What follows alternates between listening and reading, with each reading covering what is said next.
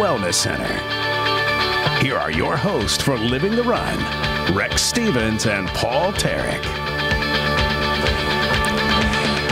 Thanks for joining us on this beautiful Wednesday. Thanks for coming and living the run. I'm your host, Rex Stevens, and the star of the show, co-host, former Olympian, Mr. Paul Terek. How's it going this week, man? It's another fantastic day here on the Central Coast. Another fantastic day to live the run. How many people did you count coming over today, Paul, out there on the streets? It was a slow day. I did come the back way out by Buckley Road and let's see, up Buckley. I think there were two joggers and one guy biking, and then down Broad Street there were a handful of people. So I wasn't in town, but I was on the perimeter on the outskirts, and still there are always. That's what I love about living here. There are always people basically telling you that you have no excuse, you have no reason why you shouldn't get out there as soon as you get home and get busy.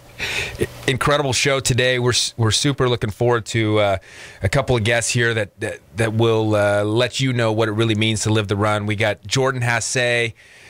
You all know her, familiar name, Mission Prep runner. She just finished winning the Pac-10s there at University of Oregon, took third in national championships, and she'll be hitting up the Olympic trials here very soon in the 1,500 meter. And then we got Jud Clark from Puma. He runs Puma, the coach there. He's got an exciting athlete with him out of Royal Grande High School, Zach Stevens.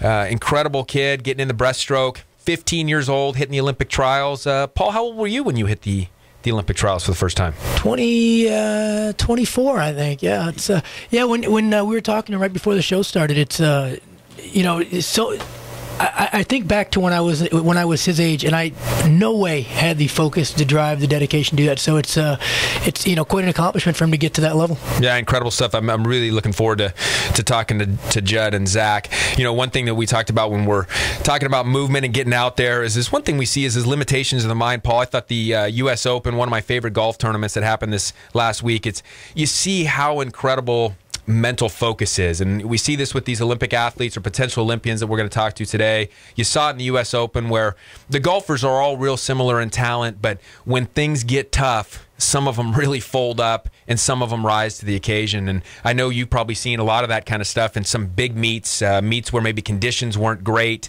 meets where maybe guys just weren't feeling good, what have you. I remember, I think it was Randolph, a guy who was here a couple weeks ago, talking about one meet where there was crosswinds, trying to do a pole vault where there's crosswinds, not what you really want, or you got tracks set up not quite appropriately, where you're not. You're not going to put up the times that you're used to doing, but being able to mentally focus and still get through those. Yeah. When he talked about the crosswinds, and that's actually it's a safety issue. It's not just like my performance is going to be a little off. I mean, there's a lot of things that have to happen in the pole vault to make a bar, not let alone a good bar. And one of them is just getting the pole in the box. And when you got a crosswind, you're carrying a 16-foot pole down the runway, and the wind's howling across 4 or 5 meters per second. It's blowing the tip left, and you're trying to push it right while you're running and maintain speed and hit these positions. But like you said, it's that dedication or the focus. I think along with the confidence that goes with doing it multiple times and having that experience. So I think we're gonna hit on that today when we talk some swimming.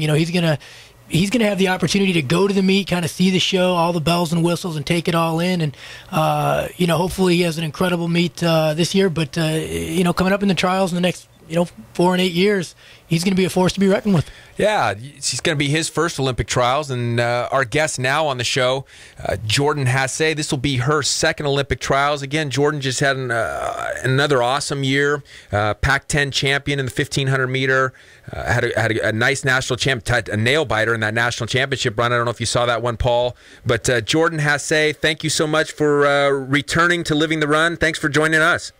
Yeah, thank you for having me. I'm excited to talk with you guys. Well, before the show started, Paul Terek was talking about, and Paul, he was talking about a mean 1,500 that he used to run. He was thinking that maybe he'd like to get on the track sometime in the off season with you, Jordan, once the trials are done and the Olympics are done. Paul's been training in that 1,500 again. Jordan, don't let him instigate this. I've conceded defeat. You have me bested. I don't want to lose, what remaining dignity I have. Don't let Rex get you involved in this too. That'd be great. We could just do a time trial, at Cal Poly. People could come out.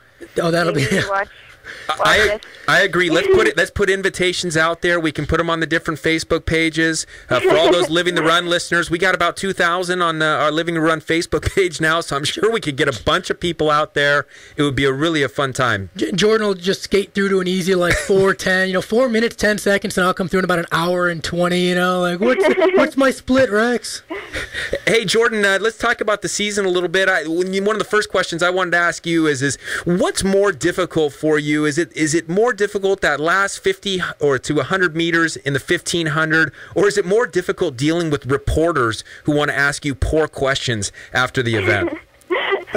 I don't know. I mean, I had a little bit more of that last year when I finished 8th, but they still wanted to interview me. I was having a really bad meet, but this year it wasn't. I did well, and that last 50 was really close in the NCAA championship, and it was a fun race, and gave it my best, and I was pretty pleased with the outcome.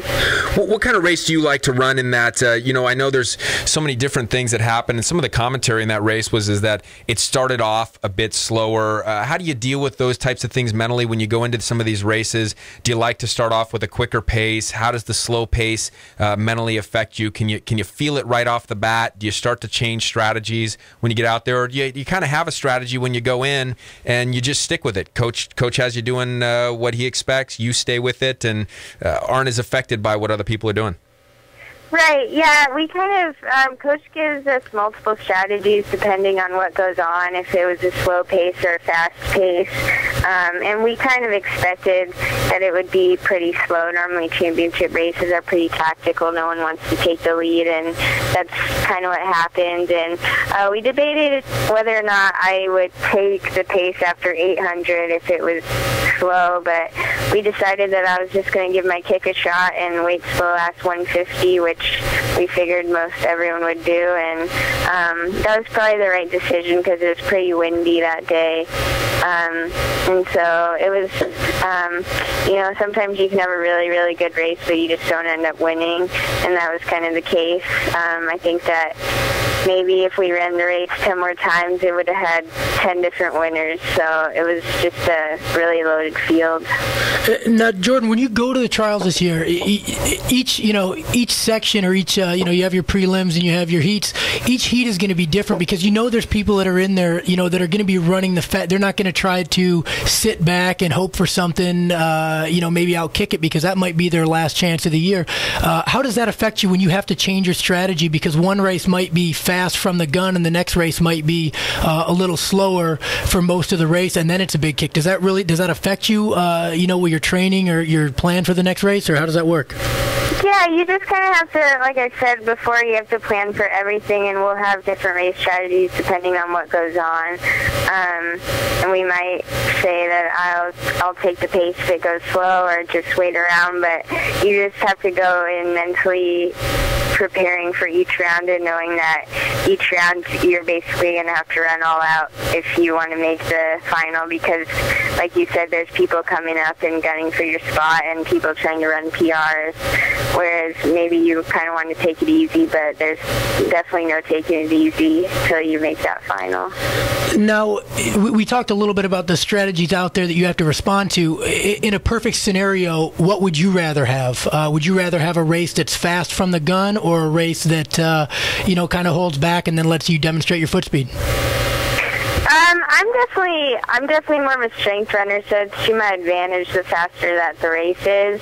But I've definitely learned to improve my speed, and my speed is getting better each year at the end of the race. So I don't mind either way, but I definitely I would hope that the race would go fast, and then I get more excited because I know that I can pretty much kick with anyone at the end, no matter what the pace. But if it's faster, then I can still kick the same pace, but just people will be a little more tired, and I have that extra strength.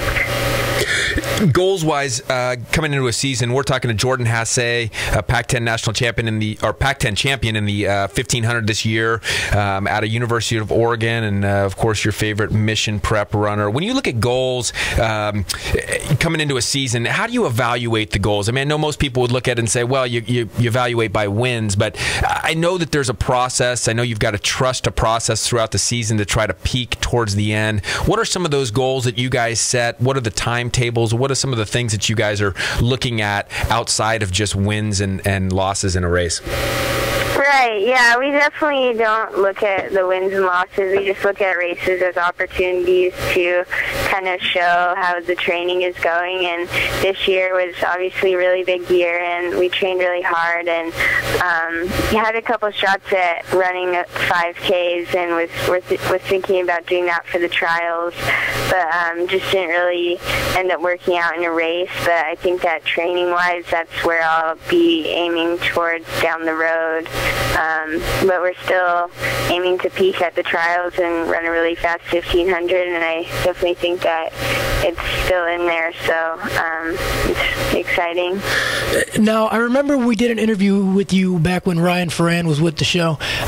One of the things we talked about is this is right after you went to Oregon, and you were talking about there was, it's just a different mentality training because the coach there is concerned. He's not just a coach for college track and field. He understands the importance of post-collegiate and, world championship teams, Olympic Games. So now that you're experiencing that and you're going into, you had to go through this whole season. You had the responsibility of an indoor season and responsibility of a Pac-10s and responsibility of nationals.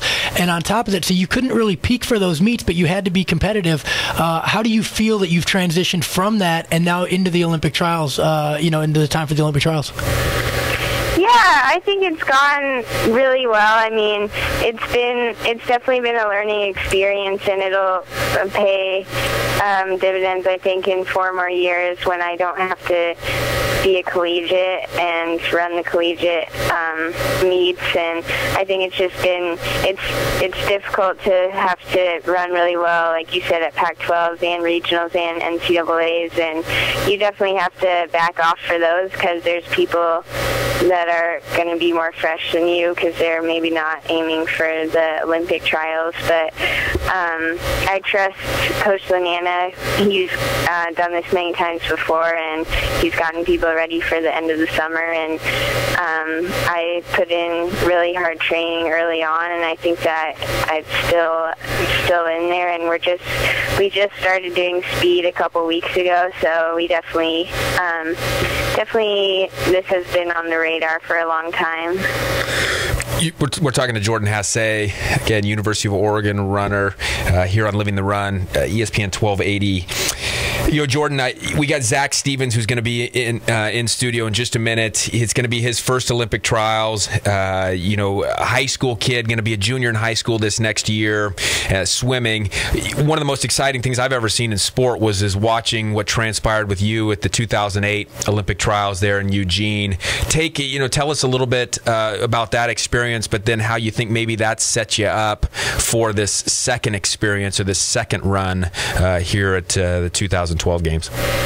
Yeah, it was just kind of a whirlwind. I didn't even know if I was going to get into the meet, and it's just crazy how quickly the 4 years have gone by. And it was kind of funny because I went to get my credential today, and then I was remembering 4 years ago how I had a hard time getting it because I didn't even have my driver's license yet, so I didn't have an ID, and so it's just pretty crazy because I didn't really know what to expect 4 years ago. I didn't really follow any of the runners, so I was just getting out there and running.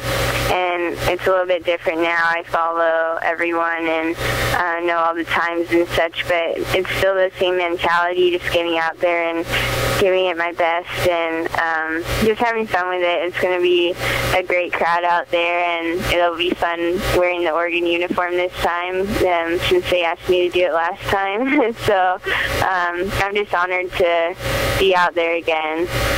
That's got to be pretty nice, a little home field advantage for the Olympic trials. There's not, I'd like to say there's not a lot of people out there with that, but Oregon produces quite a few athletes. I think there's, 6 or 8 or something like this year that are projected to do very well? Yeah, there's a lot of us that are still training, so it's nice to have people around still. And then, of course, all the Oregon Track Club, the professional athletes that train here, are going to be out there too. So it's exciting. Is the 1500 going to be where you stay, or I know there was the talk about the 5000 too? What are we going to see from Jordan in the future? I'm not sure. I will see how these Olympic trials go and see how fast I can run. I definitely feel like I still have room to improve in the 1500, and then we'll see. Training's gone really well this year as far as moving up to the better events, so that's probably where we're going in the future, but you never know. If I run really fast, then maybe I'll stick with the 15. Jordan, good luck to you here in this next week or two, and then hopefully here in the future.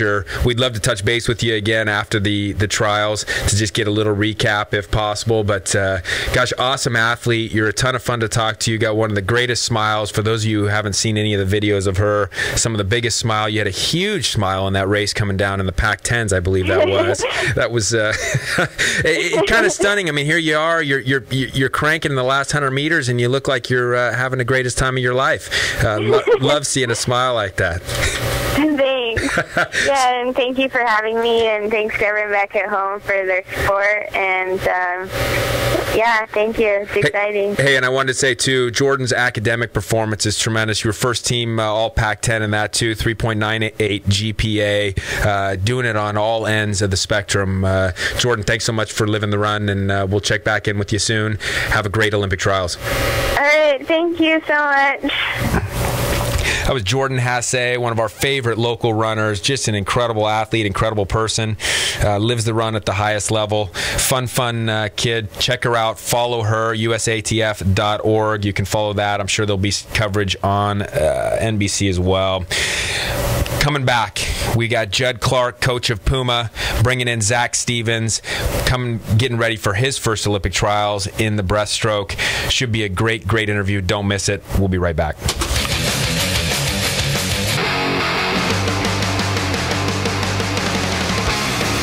Back with Living the Run. Awesome interview, huh, Paul? Jordan Hasay, always a Living the Run favorite, always a San Luis Obispo favorite, Central Coast favorite. The girl, mentally, she's just got it as well as the physical. I love how upbeat she is all the time. Like, it doesn't matter, even if it's, like she said last year, she had a bad race, and they still wanted to interview her. I'm sure her interviews were just still, upbeat and excited, and she gets disappointed. But the thing that's, I think, great about her, one of her greatest strengths as an athlete, is that no matter what the race is, she can walk away from it and look forward to the next one. She can find the positives in it. And when you're in a big meet, especially at the trials, with the heats, depending on when the heats are or the maybe world championships, if she might have a terrible race and barely get through to the next round. But the thing about her is she's going to be able to take the positives away from it, recover, and do well in the next heat. Where a lot of athletes will just fold, like, oh, I had a really bad race. Wait, that means my next one's going to be bad, and I'm not even supposed to be here, and then they just buckle. Yeah, mental focus is for sure on her. She's very few limitations of the mind. She's a fantastic athlete, and I'm telling you, if you didn't watch the Pac-10, or I say Pac-10, I know it's Pac-12. I know, I just got educated on it. That's how I realized how old I am. I'm referring to like back in the day. Yeah, the Pac-12 championships, her run down that home stretch, she's literally almost laughing and smiling, and it's still, Claude, I mean, it's just incredible that when she's gutting it out, she's still got that big smile on her face, which is pretty fun. Talking about limitations of the mind, I was talking to Dr. Ryan Ross, who's a sponsor here of Living the Run this morning, and he says, hey, I got you beat, and we were talking about our kids riding bikes, and, I said my kids started riding two-wheel bikes at 3 years old, and he says, mine started at 2. And not a bike measuring contest, Rex. Yeah, well, what we wanted to talk about is it has nothing to do with, how necessarily good your kid is, but more the limitations of the mind. What are possible, and when can we start things? And rather than being limited, hey, now I can't put my kid on a bike till they're 5 or 6, you can start earlier. There's things that we can do in health and fitness. There's goals in athletics that can be done, and that's what we're going to see with Zach Stevens here from Arroyo Grande High School. Here's a high school kid that's going to be coming in to the Olympic trials, which is just phenomenal stuff. When you talk about swimming, we think about the Michael Phelps. We think about these kind of older guys that have put up some big-time numbers, big-time medals, and now we've got a 15, 16-year-old who's qualifying qualifying at these incredible times. I wanted to talk to first, to his coach here, Jud Clark. Jud's been running Puma for a while. Jud's a Living the Run fan. He's supporting us, sponsoring us as well. Jud, thanks for coming into the studio, and always great to have you. Welcome, Rex. Good to see you, and nice to meet Paul. Yeah, it's interesting. Whenever I talk to you and hang out with you, it's always gets on to hockey. We're talking ice hockey. We're talking this kind of stuff. How in the world did you get into swimming? How do you got such a successful program? And how'd you get this thing going? Well, I'm kind of the Happy Gilmore of swim coaches. I'm a hockey player, but I'm here to swim. I actually think the two actually relate really well together as far as being able to work hard as a team for hockey and challenge yourself, and really swimming, everyone that's in your lane is your teammate as well, and they're helping you make sure they're pushing you through intervals and helping you out in that regard. So the two actually play really well off of each other. But I've been coaching here on the Central Coast for 12 years with Puma, and have loved every minute of it. And when you get an opportunity to work with a variety of different athletes, and a special athlete like Zach, it's a special experience. It's an interesting thing you say there, because we've talked about this a lot. When you think about swimming, even sometimes track and field, and we talked to Paul about that a few weeks ago with the decathletes. I think you think individual. What's the individual's time? What'd the individual do? Talk about what makes Puma a little bit different in your strategies as a coach to bring in some of those team elements, some of those character elements, and how maybe some of your swimmers can learn from an elite swimmer like Zach, but how Zach can learn some things from some of those other more novice swimmers along the way, and how you're integrating that to the system. Okay, excellent question. And I think the important thing to remember is, Zach's only 16.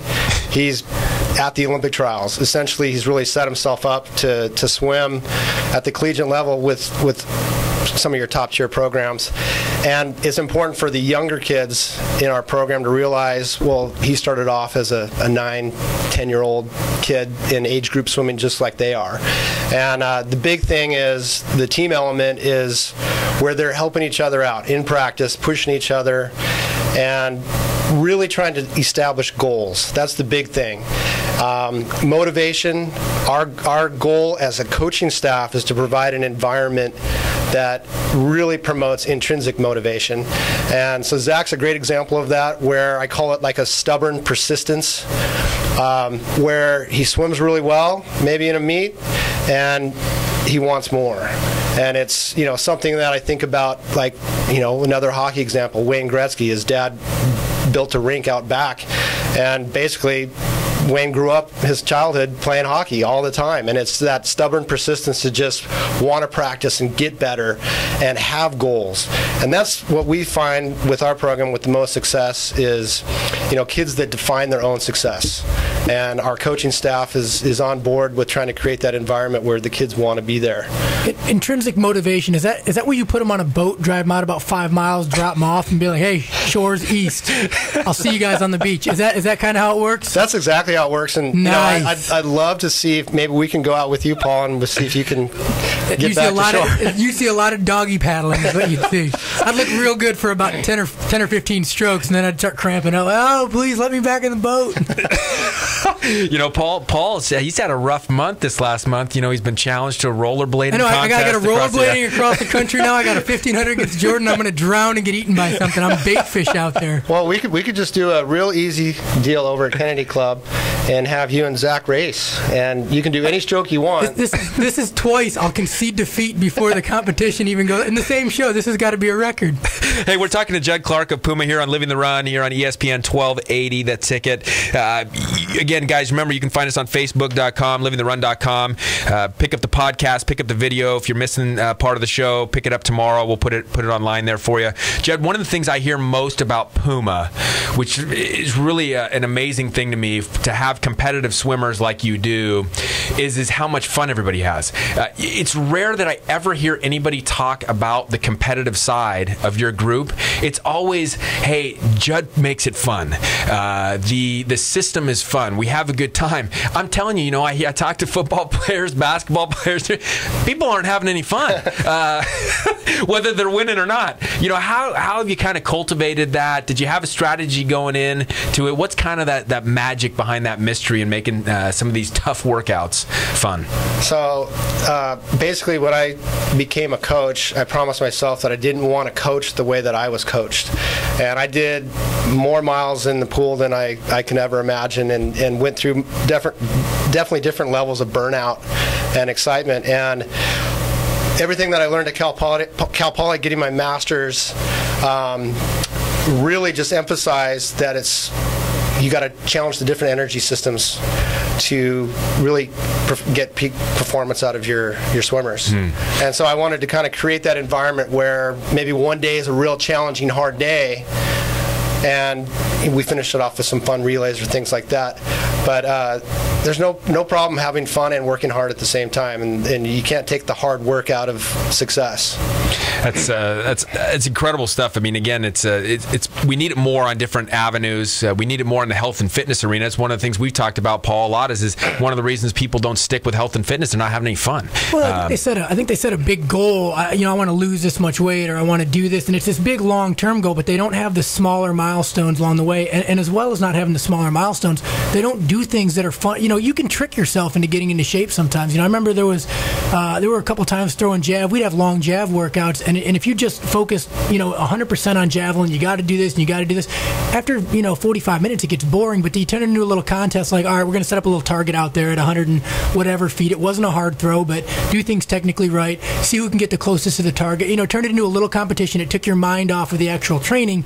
You still got the volume of throws in. You still got the technique in, but you weren't looking at it like it was a chore. You were looking at it like it was something fun to do.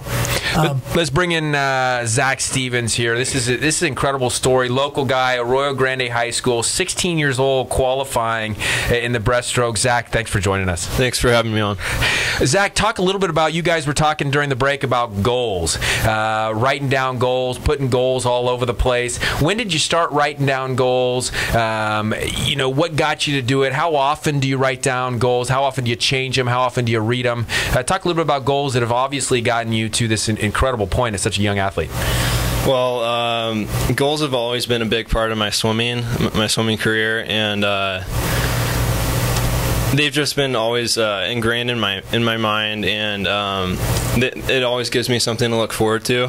And I started writing goals when I was probably 11 or 12, and they just made me realize how much fun it can be to reach every one of them and reach that long-term goal.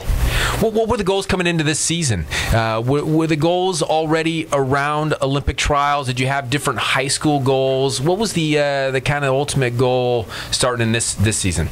Well, I qualified for trials last summer, so this season was building up to trials. That was the main goal, and I had high school season along the way, and the goal for high school season was just to maintain my technique and my stroke, and look forward to the ultimate goal, which is trials. Get in shape. Yeah. Get in shape. Yeah. Don't get hurt. Get to the trials. Yeah. Yeah. I mean, how's the body held up then during the season? How do you kind of work around some of that stuff? I mean, obviously you can't just go hard all year long. You have intervals. Talk to us a little bit about some of those training patterns that you guys look at. Maybe your relationship a little bit with Coach Jud on you guys is talking back and forth about raising intensity, lowering intensity, that kind of thing. Yeah, so beginning of the season, I started out with a little bit longer aerobic training, and just build that aerobic base, and then increase it to some more sprint work. And talking to Jud about my goals and just those little steps along the way, it just helped me out tremendously. So a lot of our listeners are triathletes, and I know it's not gonna transfer directly over. But what advice would you have for somebody getting into swimming? I mean, I know it's a long time since you've gotten into swimming, but when they're just gonna get started. You said your dad dumped you in the pool at like 2, right? Was that just dropped you over the edge? And just swim lessons at 2. I mean, it wasn't that harsh. Oh, okay, all right. So knowing what you know now at the level that you're at, what would you tell somebody in their 20s, 30s, 40s? They're just getting ready to get started. They know how to swim. You talk about goal setting, but what would you tell them? If they want to get started swimming, what would be the best way to approach it? As far as goals, you should definitely set goals, but don't look at the long term as much. Look at those small steps and reach every one of them along the way, and eventually those small steps will have an outcome, and that outcome is your long-term goal. So now talk about this, because I'm kind of picturing your house. In the break we were talking about this, and it sounds like you got notes all over the house, potentially, and we may have kind of blown that up a little bit, but let's just take it for the sake of pinning up your goals on the house. Do we rip those goals down after we reach them? How often are we going back and evaluating? When you talk about short-term versus long-term type of thing, are we looking week by week? Are we looking practice by practice? Talk about some of those goals that you meet, and then how you get to writing down the next ones. Well, end of the season, all those goals in my house posted up are, I mean, they're everywhere. So pick up your goals, dear. I usually look at those at the end of the season, and I try not to set them too high so I don't fail. But once I reach that goal, I just post another one up, and that's it. You make it all complicated, and it's very simple, right? You make a goal and you accomplish it. Put it on a sticky note, put it on the fridge, put it on the ceiling, put it everywhere, right? Always in spots where you can see it every day, stuff to continually recognize what you're trying to do. Talk about what your teammates mean to you a little bit when you go in there, maybe high school teammates versus the club teammates there at Puma. What are you grabbing from your teammates each day, and how do you depend on those guys to make it through those workouts? Well, during a hard workout, my teammates definitely give me some motivation, and they're right there with me doing that hard set. So yeah, it just helps me out mentally all the time, having someone right there, just doing the same thing you're doing. Now, does Coach makes it fun, right? Yeah, and the environment's pretty darn fun. Does he ever get after you? Sometimes, yeah. I mean, there's those hard days, and I got to go fast in practice, and that's it. But yeah, I mean, it's always the goal is to make it fun. Yeah. Stick around. We're going to hear more from Zach Stevens. This is Olympic hopeful, hitting Olympic trials as a 16-year-old in the breaststroke. Incredible stuff. Stick around so that we hear a little bit more in just moments.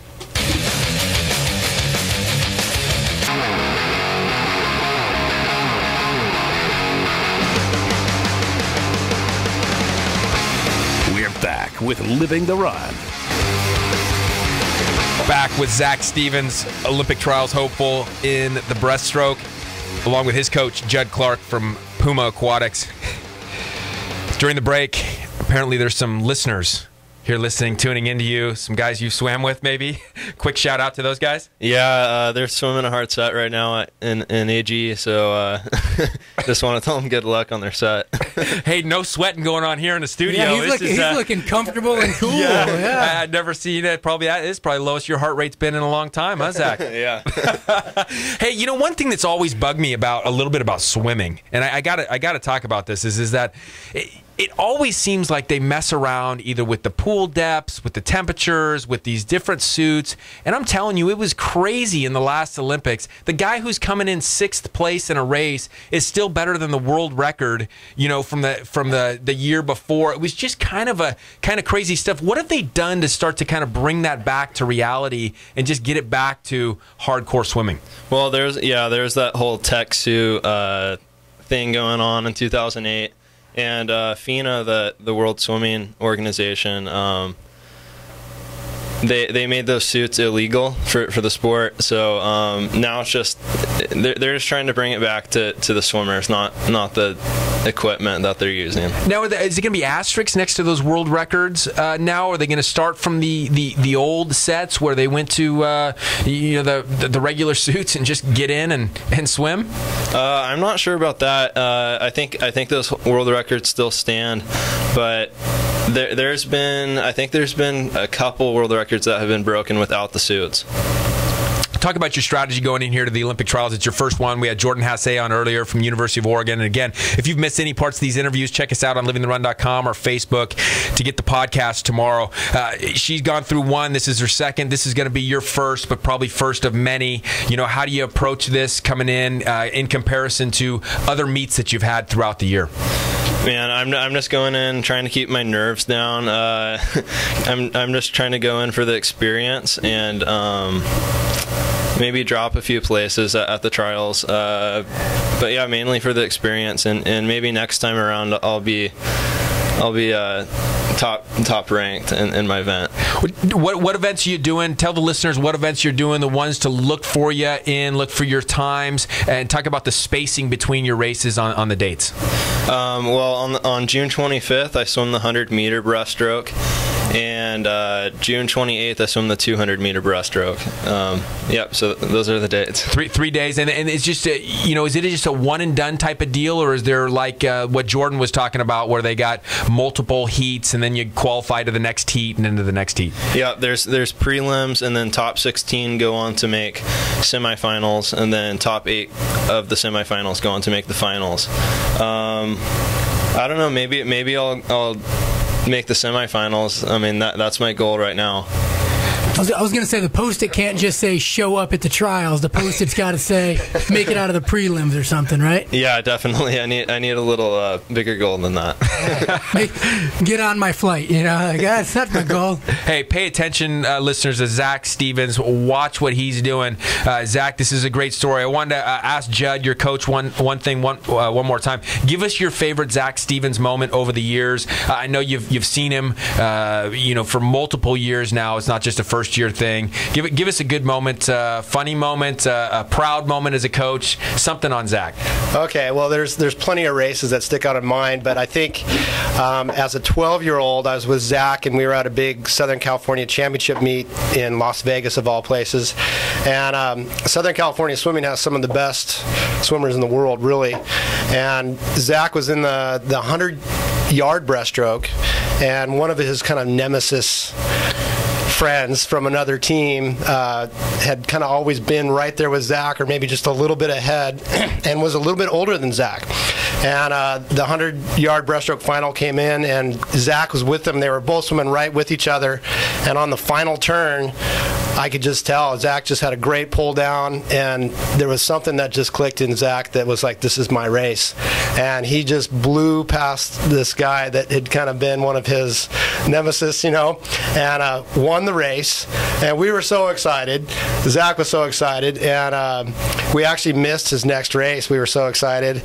So we had to talk our way to getting him back into the next event. But it was an exciting moment and kind of an embarrassing moment at the same time for me as a coach. But I think that was the moment I knew, and based on his time at that time, that in 4 years' time as a 16-year-old, he had a legitimate shot at qualifying for Olympic trials. What's so interesting about Zach here is that you're talking about he's been successful since a young age. He's been top 1 or 2, I think you said, nationally in this breaststroke since 10 years old. But as we sit here, Paul, a humble kid. You can tell he just wants more. He's striving for more, and you know that there's more in him. Mentally, cool stuff. What do you remember about that moment in that race? I remember hopping out of the pool, and I was so excited. I ran over to Jud and just completely forgot about my next race. So, well, the good thing, it sounds like you got 3 days to remember at the Olympic trials, so we shouldn't miss that next race on the 28th, right? Yeah, there's a little buffer zone in there. Post-it note in the hotel room.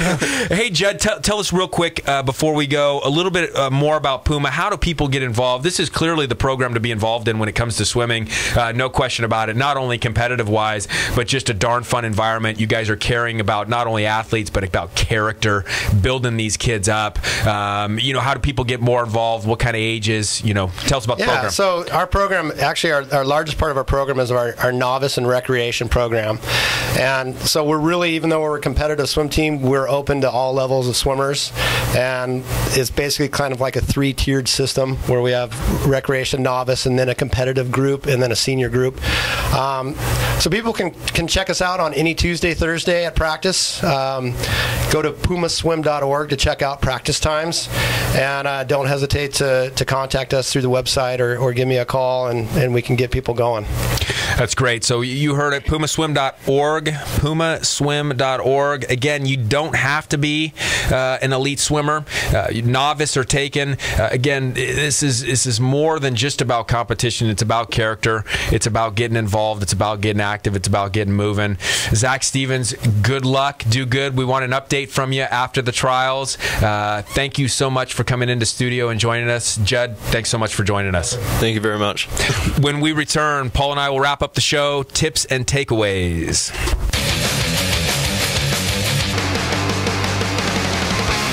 We're back with Living the Run. Man, those guys were great, Paul. Just fun interviews today. Jordan Hasay, always a ton of fun. I could just picture her smile the whole time we talked to her. But, man, Zach Stevens, impressive kid. The humility, the humbleness. Setting goals at 10 years old. I wasn't setting goals at 10 years old. I'm not even sure if I knew what a goal was. You're barely setting them now, Rex. You're barely setting goals now. Well, I can tell you I don't have the Post-it notes or the the cards all over. You have a wife telling you what your goals are. No, sorry, Molly, you're a wonderful woman. We were during the break, Paul. We were talking a little bit. Just talk real quickly about some of that advice you were giving Zach there towards the end about nerves and anxiety. What were you experiencing in your first Olympic trials there, and what did you perceive from the other athletes? Cold as ice, man. Cold. No, it was. The thing is, you go to these things, and everybody's worried about their performance. They're worried about are they going to do good? Are they going to do bad? What's their mark going to be? What's their height going to be? And the thing is, the sooner you realize that everyone there is just as nervous as you are, the easier it's going to get. Great tip there for Zach, and I know he appreciated that from a veteran athlete. No question, as I look at this thing today, my tip and takeaway from it is continue to have fun. Puma Aquatics, Jud is setting up a very fun environment there. You can tell that Jordan is having fun in her races. Zach, it sounds like, is having fun, reaching goals, meeting goals. Having fun is a big part of this process. Next week, we will check in Chris Randolph. He's got the decathlon this week. He was on the show. Check out usatf.org. Zach Stevens will be competing next Monday and Thursday, which will be cool. Who knows? Big show next Wednesday. We're going to have some Olympic updates. But yeah, big show in Western States this weekend. That ultra marathon 100-miler, pretty big deal. We're going to have a couple people in studio next week who are participating in that. Kind of crazy stuff. But next week, come join us. Come live bold. Come live the run.